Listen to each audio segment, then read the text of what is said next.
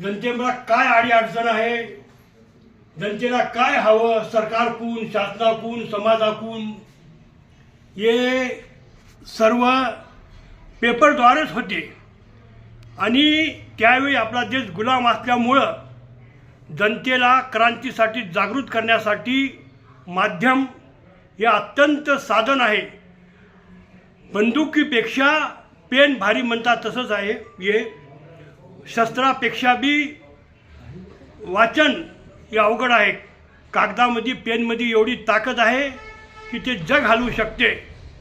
म्हणून एका शायरानं सांगितलेलं आहे की ना तलवार निकालो ना बंदूक निकालो, जब अन्याय होता है तो कागज और पेन लेके पेपर निकालो. तसं बाळासाहेब जांभेकरनं 1832ला आजच्या 192 वर्षाखाली पेपर चालू केला. आज आपल्याला पेपर एवढं अवघड वाटते. त्या काळात कोणतं साधन नव्हतं, जाहिरातीचं नव्हतं, व्यापारपेठ नव्हता, सरकार आपलं नव्हतं, तरी त्याने त्या काळामध्ये पेपर काढणं म्हणजे एक प्रकारे वाघाला दोऱ्यानं बांधण्यासारखं आहे.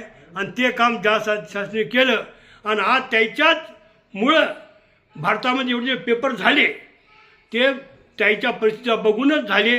काँग्रेसचे पहिले अध्यक्ष दादाभाई नेहरूजी, न्यायमूर्ती रानडे, लहूजी साळवे यानं बरीच त्याला मदत केली आणि त्या सगळ्याच्या मदतीवर त्यानं पेपर चालला. त्यानं सर्वांचे आभार मानले. आजही पेपर चालूच्या वेळी आपण सर्व जर एक झालो तर आपल्याला काहीच अवघड नाही. आणि आताच माझ्यासारखं पत्रकारांना कोणती वेळ खचून जाऊ नाही, खचायचा प्रश्नच येत नाही. आज शेतकऱ्यासारखीच परिस्थिती आपली आहे. जे शेतकऱ्याची टंचाई आहे ती आपलीच आहे. त्याच्यामुळं आपण एक सगळे शेतकऱ्याचेच पोरं आहोत. आज बी 80% पत्रकार भारतामध्ये शेतकऱ्याचीच मुलं आहात.